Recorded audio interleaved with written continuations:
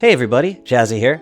I want to throw you a quick guide to using onions, one of the many crops you can grow in Don't Starve Together farms. Now this veggie used to be a rare crop in traditional farms, but as of the Reap What You Sow update, onions are now much easier to grow with the new farm plots. They grow most commonly in autumn, spring, and summer, meaning if you set up some farm plots in the early days, then you are likely to get a few growing from generic seeds. And after a few harvests, you will have onion seeds which you can easily multiply by replanting. So it's good to get familiar with the many ways that you can use them. In their raw form, they hit you for 10 sanity, and the cooked version only hurts you for 5 sanity. However, they are best used in crockpot recipes. The dish that becomes the most available early on is salsa fresca. This can be made from 1 onion and 1 tomato. Filler can be any other food besides meat or eggs. It's a big sanity restoration dish. And considering toma root is also native in the exact same seasons and extremely common,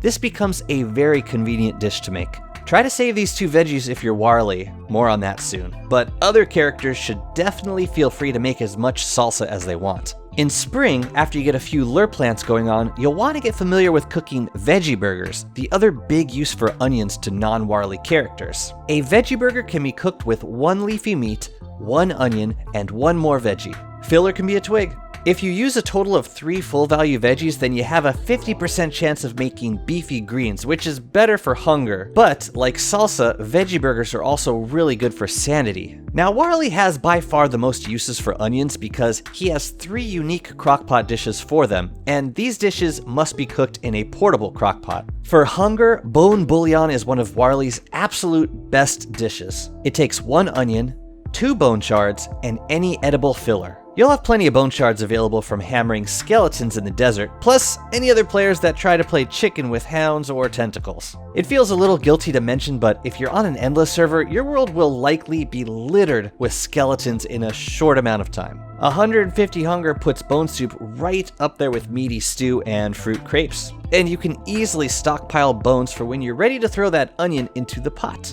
Hard to believe it, but there is another onion dish that rivals even bone bouillon, and that dish is moqueca. This one needs an onion, a tomato, a fish, and any edible filler. This dish has it all. Hunger, sanity, and massive healing. When you're Warley, you need strong dishes that can be eaten once without the need for repeat dishes, and moqueca covers every need. Again, onions and tomatoes are always in season at the same time, so Warley should save them for moqueca whenever possible. Leave a fishing rod at a pond and grab a fish whenever you have the other 2 growing in a farm. The last of Warley's onion dishes is a bit on the unusual side, but also carries a lot of potential benefit.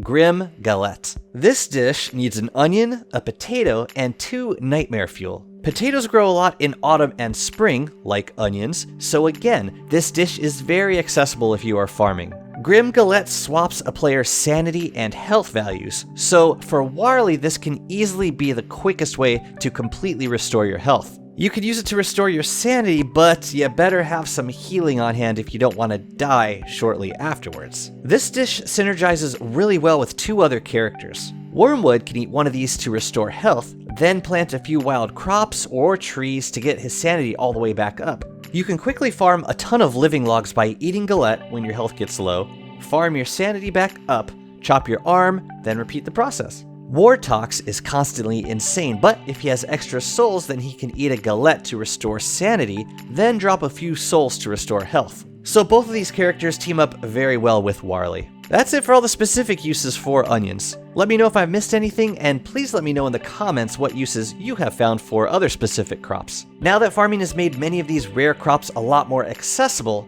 it's a good time to re-evaluate how they can best be used. Hope you enjoyed the video, and see you next time.